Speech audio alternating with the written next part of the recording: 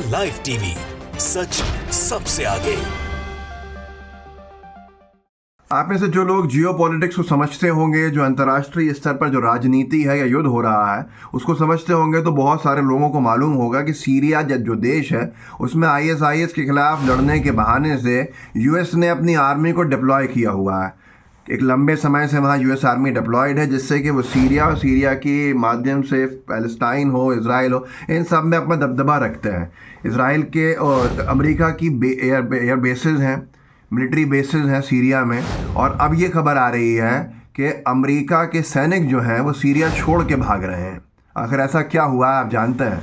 इस सब को जोड़ के देखा जाता है इज़राइल और फ़लस्तीन के युद्ध से, कि उसके बाद से जो हंगामा शुरू हुआ है, और वो हंगामे की धमक जो है करीब में सटा हुआ देश है सीरिया के मिलिट्री कैंप्स तक भी पहुंची है अमेरिका के। और वो उस धमक के कारण अमेरिका के फ़ौजी जो हैं वो सीरिया छोड़ के भाग रहे हैं, ऐसा खबरों में आ रहा है।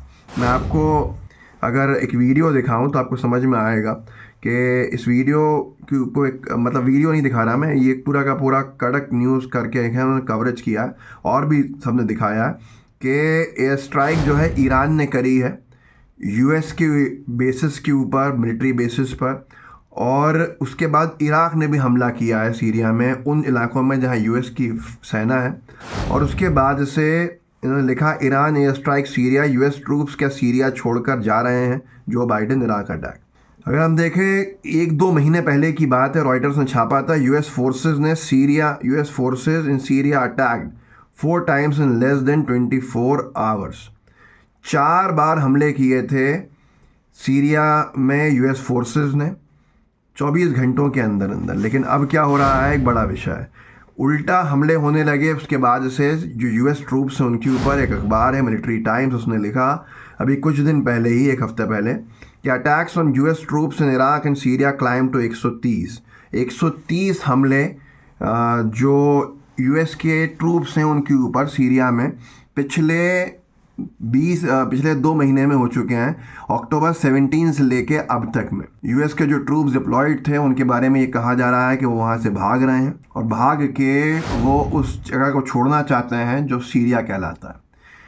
अभी एक अखबार के अंदर खबरें छपी कि यूएस ने 1500 सोल्जर्स और डिप्लॉय किए हैं इराक़ में, सीरिया में, जब से ये पूरे के पूरे इलाके में टेंशन्स बढ़ रहे हैं उसके बाद से। लेकिन इसका खंडन कर दिया है बगदाद ने, इराक़ की राजधानी ने, जिसमें छापा है कि Baghdad denies 1500 US troops deployment reports.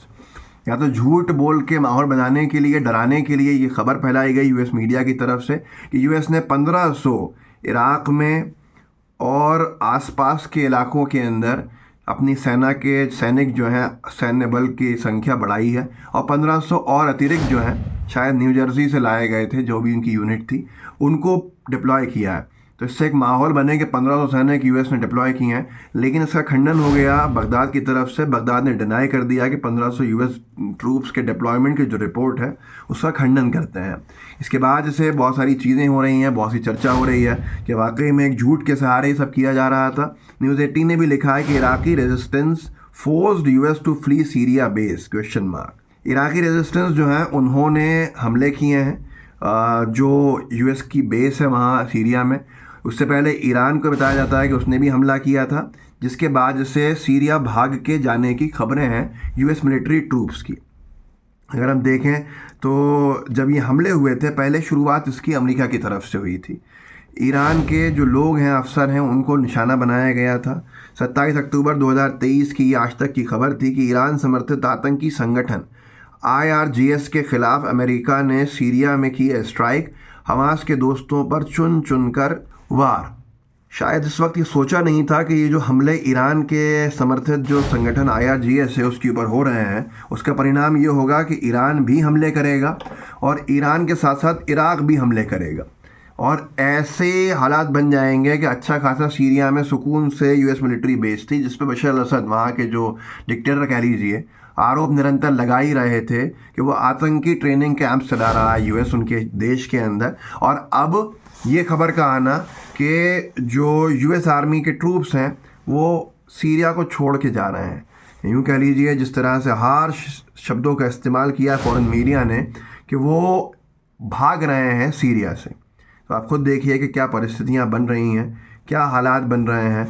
जो अमेरिका अभी कुछ दिन पहले तक इजराइल से कंधे से कंधा मिला के खड़ा हुआ था और इजराइल के द्वारा बच्चों को मारने को भी जस्टिफाई कर रहा था, आम नागरिकों को मारा जा रहा था, उससे भी खामोश बैठा हुआ था। जस्टिफाई करना यही है कि खामोश बैठा था और हर बार अपने वीटो का इस्तेमाल करके इजराइल को फ्री हैंड दिलाने का जो काम यूएस करता आया है वो इस युद्ध ने भी किया।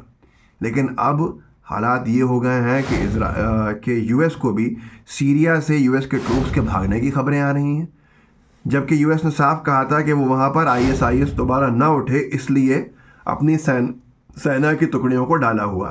तो ये सारी की सारी चीज़ें बताती हैं कि हालात कुछ परिवर्तित हैं इस बार।